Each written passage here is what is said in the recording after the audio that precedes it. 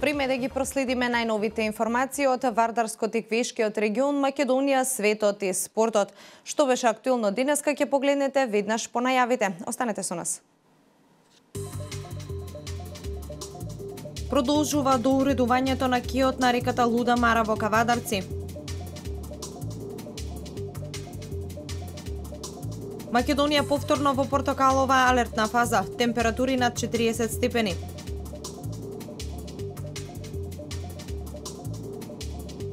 Министерството за внатрешни работи распишува јавен оглас за вработување на 500 полицајци.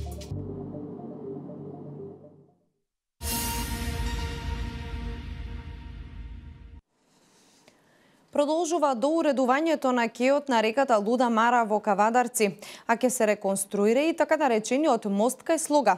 Градоначалникот на Кавадарци Александар Панов, кој денеска беше на лице место, вели дека ова е значајно за сите жители на општината, а особено за оние од урбаните заедници Киро Крстев, Браќа Џунови и Слога. Мартина Митков ги има деталите.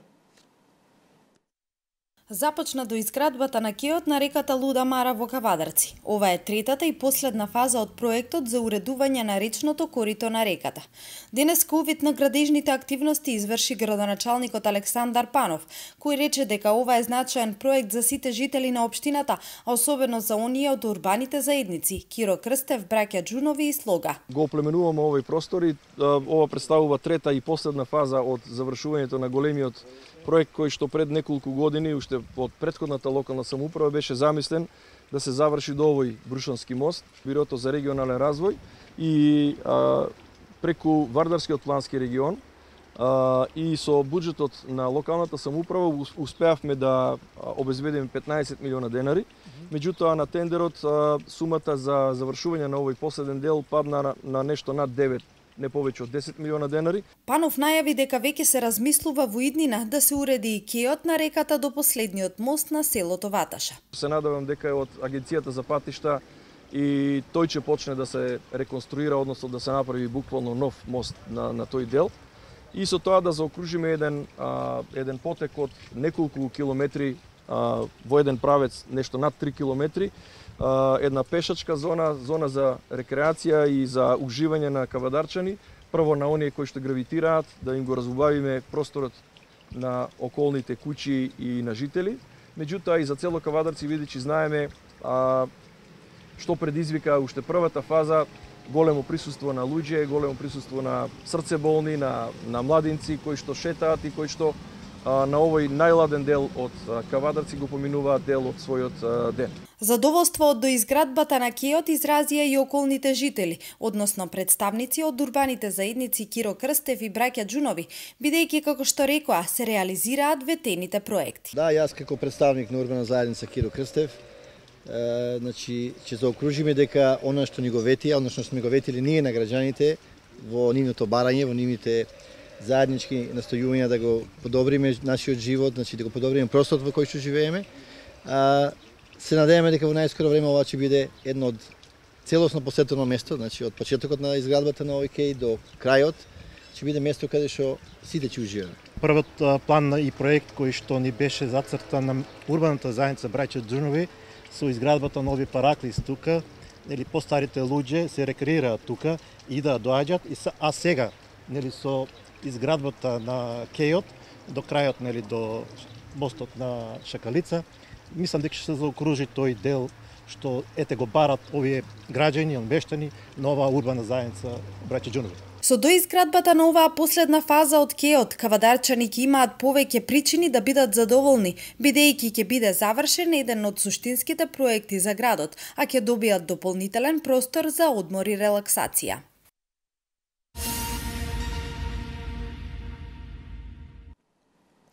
Продолжуваат огнените стихи. Високите температури проблем да се локализираат пожарите. Додека едни се гаснат, се појавуваат други. Од територијалната противпожарна единица Велес велат дека екипи постојано се на терен и се борат со огнените јазици. Локализирани дел од пожарите на територијата на Велес и Чашка. Од територијалната противпожарна единица Велес информираат дека пожарот кој ги зафатил падините на Горна Јакупица е веќе изгаснат. Во пожарот била зафатена површина прекриена со суви дрва. Во гаснењето ангажирани беа и вработени во шумско стопанство Бабу на Велес. На подрачјето помеѓу селата Раштан и Бузалково исто така е локализиран пожарот, кој бил раширен во 3 правци и тоа кон селото Раштан и Сливник и Клуковец. Во текот на денешниот ден на територијата на регионалниот центар за управување со кризи Велес, пожар избувнал на Солунска глава во село Дреново и Богомила. Од територијалната противпожарна единица информираат дека со помош на авиони кои истуриле вода, пожарот во Богомила е локализиран. Екипи на територијалната противпожарна единица Велес се уште се на терен и се борат со огнената стихија кај село Дреново и Солунска глава.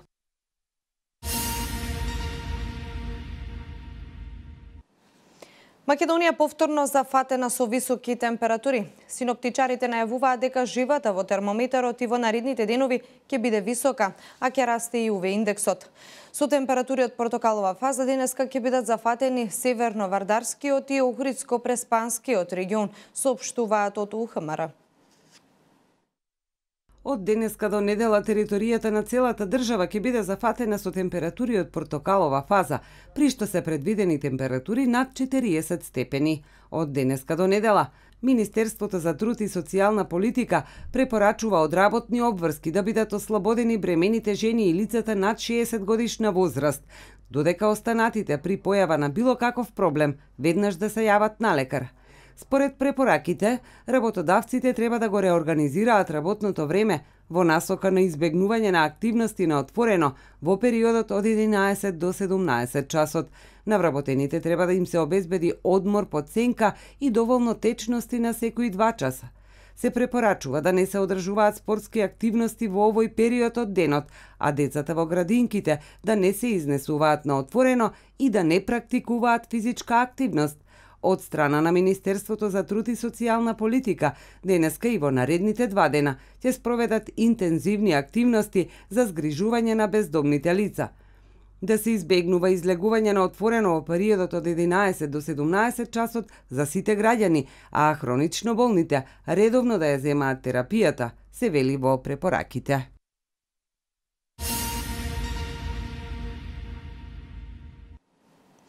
Поради високите температури повторно на удар препораките од лекарите. Освен заштитата од сонце, од Министерството за здравство напоменуваат дека е потребен повисок степен на внимание при подготовка и консумирање на храната. Со совети за начинот на исхрана во летните горештини говори Јосиф Дамјанов, советник за здрави навики.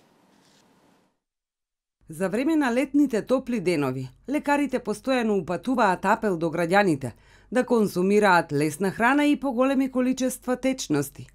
Препораките се да се јаде зеленчук и овошје, а да се избегнуваат висококалорични продукти, месо и совомесни производи, како и млечни производи со висока масленост со цел заштита на дигестивниот и кардиоваскуларниот систем.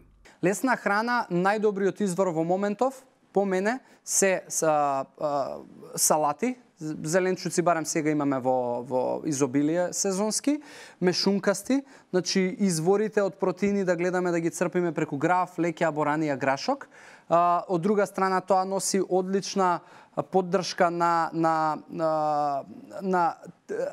растителни влакна кои што му требаат на кардиоваскуларниот систем и изворот на јаглехидрати да биде повторно од растителни производи, односно ориз, компир, можеби и така натаму. Во однос на напитоците, Дамјанов препорачува да се пие вода и незасладени пијалоци. Дури може и изотоници, постојат и во денешни услови изотоници, тоа се напитоци кои што и ако имаат можеби одреден процент на шекери, тоа ако се квалитетни и здрави ќе бидат фруктозни шекери, изобилуваат со електролити, со некои витамини, минерали што помагаат во целокупната хидрација, али повторно затоа што луѓето немаме навика да пиеме такви напитоци, можеби ни се економски неоправдани. У секој случај водата и незасладени чаеви, ладни кои што ние ќе си ги приготвиме дома, се феноменални опции. Се препорачува намалување на внес на животинска храна, особено свинско месо, црвено месо и млечни продукти со висока масленост.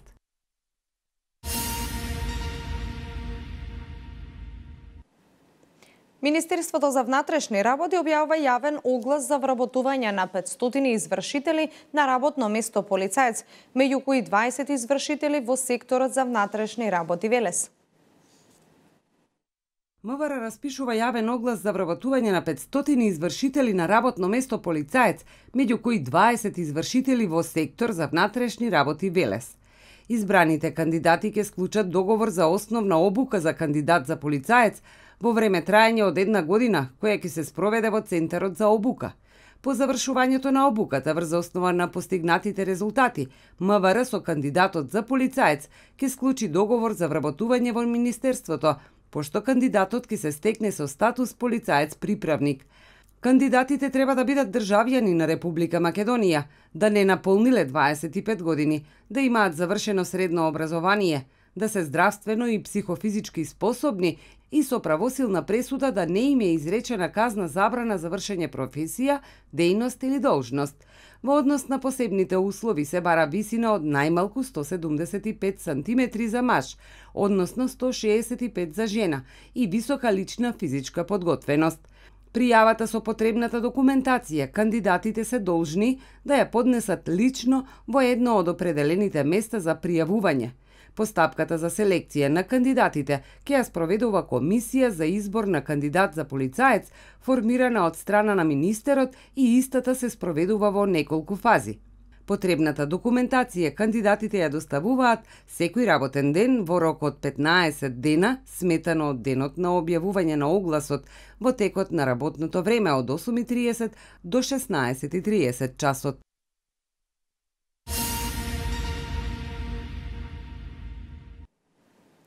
Распишани се и огласи за вработување од страна на Министерството за труд и социјална политика со цел зајакнување на капацитетите на центрите за социјална работа во земјава. Центарот за социјална работа во Кавадарци има распишано јавен оглас за еден социјален работник. Центарот за социјална работа во Свети Никола има распишано јавен оглас за еден социјален работник, додека пак Центарот за социјална работа во Неготино има распишано јавен оглас за 2 социјални работници.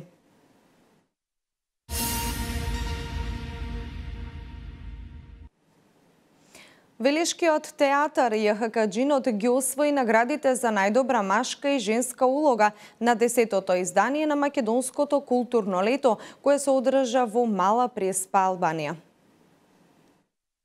Велешкиот театар доби награди за најдобра машка и женска улога на 10-тото издание на Македонското културно лето во Мала Преспа, Албанија, на кое настапи на 28-29 јули со представите Театар Љубов моја и Синиот портокал.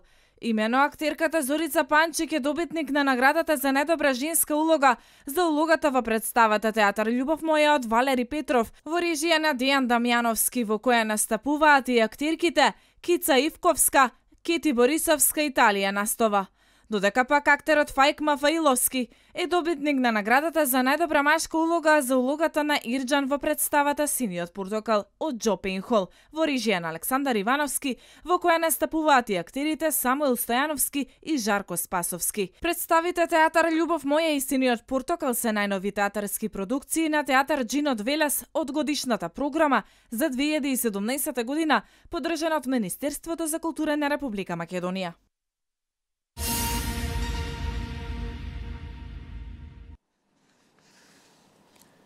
Пратеникот од ВМРО ДПМН Илија Димовски побара од председателот на Собранието да закаже итна седница за состојбата со пожарите во земјава. Според него, истата би требало да се одржи во следните 3 дена. Димовски ја обвини владата за неодговорност, слаба реализација и неспособно однесување и потенцираше дека и покрај пожарите на терен нема присуство и нема чувство за потребите на граѓаните. Од владата ќе бараат и информации од институциите за тоа како си ја вршеле работата. Продолжуваме со вести од Македонија. Именувани нови директори во неколку јавни здравствени установи. Од Министерството за здравство соопштуваат дека именуван е нов директор на Институтот за трансфузиона медицина на Република Македонија. Начело на институтот сега е доктор Кочо Димитровски. На клиничката болница во Битола е доктор Зоран Лазаров. Промена на раководното место има и во општата болница Кавадарци. Ново назначен е доктор Диме Коцев. Во општата болница Велес на местото на доктор Атанас Василев сега е именуван доктор Димитар Стровјански. Промени на раководните места има и на универзитетските клиники. На клиниката за дигестивна хирургија доаѓа доктор Зоран Караджов, за детски болести доктор Катерина Ставрик. На психијатрија новоименуван е доктор Стојан Бајрактаров, неврохирургија доктор Владимир Рентевски и на универзитетската клиника за максилофацијална хирургија новоназначен директор е доктор Славен Умовски. За нов директор на Заводот за физикална медицина и рехабилитација Скопје е именувана доктор Маја Манолева. Меѓу другото, промени на директорските места има и во здравствените домови во Битола, Крива Паланка, Кратово, Виница, Пробиштип, Струмица и на Заводот за слух, говор и глас Битола, каде новоименувана е доктор Дивна Најдовска. Министерството за здравство информира и дека е разрешен економскиот директор на клиниката за гастроентерохепатологија.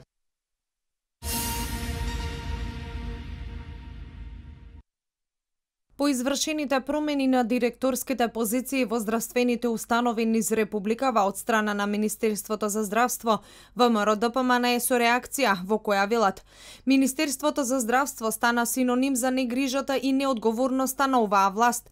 Токму во ова министерство, спротивно на законот, беа разрешени над 50 директори на здравствени установи, со што се загрози и сруши професионалноста и функционирањето на целокупниот здравствен систем. СДС заедно со нивниот приврзок министерот Таравари прави вистински масакар во здравството, што за жал има сериозни последици по пациентите. Се врши директен атак врз професионалци во здравството и се потценува нивниот труд, нивниот ангажман и нивниот придонес, рече денеска Марија Андоновска од ВМРО ДПМН. Меѓу другото, таа реагираше и за промената на државниот секретар како една од најодговорните позиции во ова министерство, каде е именуван Владимир Милошев, предходно вработен во клиничката болница во Штип, а не во министерството, со што е прекршен законот за администрација. Според Андоновска, ова повлекува и одговорност на министерот Таравари.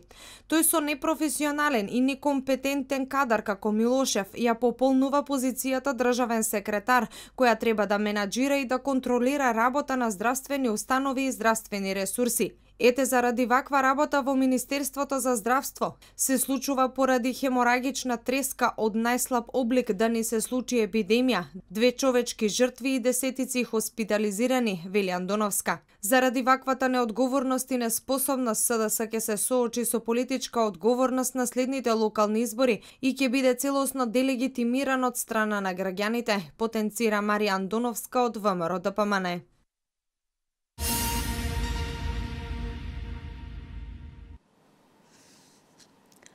Google воведува нов сигнал за тревога во случај на природна непогода, терористички напад и други кризни и вонредни состојби на кои би можело да бидеме изложени. Доколку во таква ситуација корисниците на пребарувачот побараат информации за настанот, на самиот почеток од дадените резултати ќе се појави и итно предупредување. Тоа ќе содржи мапи, свежи информации и податоци како што се важни итни телефонски броеви од надлежните, изјавува представник на Google Јоси Матијас. Информациите што Google ќе ги проследува до нас ќе доаѓаат од надлежните власти или пак од извори како што се Црвениот крст и метеоролошки агенции. Продолжуваме со вести од светот.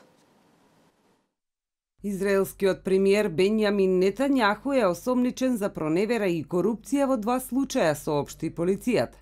Нетањаху бил испитуван повеќе месеци од страна на полицијата, но не биле објавувани детали. Од страна на кабинетот на израелскиот премиер повеќе пати биле негирани какви било престапи, додека обвиненијата биле оценувани како лов на вештерки против него и неговото семејство од страна на непријателските медиуми. Од кабинетот соопштуваат дека во целост ги отфрлаат неоснованите тврдења против премиерот и посочуваат дека истите се дел од кампањата за смена на владата. Бенјамин Нетањаху е осомничен за примање на незаконски подароци од бизнис партнери, како и дека се обидел да си обезбеди прекумерно влијание врз медиумите.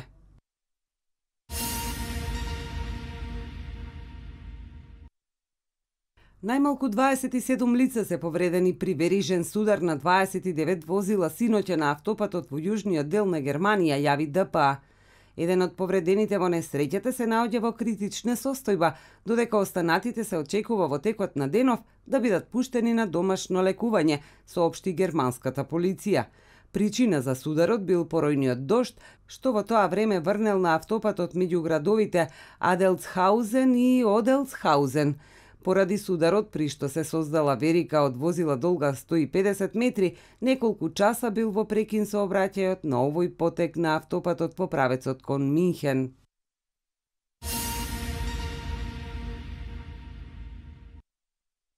Запленети се 1,46 тони кокаин во јужниот дел на Пацификот и уапсени се 4 члена на екипажот на еден брод од страна на француската воена морнарица, за кои се претпоставува дека се од Литванија или Летонија. Кокаинот е откриен на јахтата Афалина која пловела од Јужна Америка кон францускиот прекуморски департман Нова Каледонија. Вредноста на запленетата дрога изнесува 256 милиони долари. Директорот на Австралиската комисија за кривично разузнавачки работи, Кол Бланч, изјавил дека е важна примената на меѓународното право и заедничката работа на разузнавачките служби за разбивање на транснационалните криминални организации.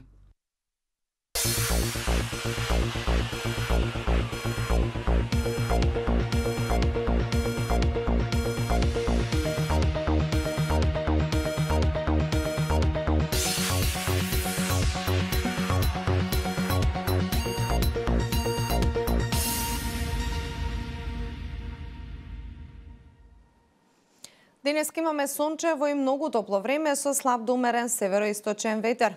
Утринската температура се движеше во интервал од 11 до 19 степени, а дневната температура веќе достигнува до 41 степен. Уви индексот има вредност 9.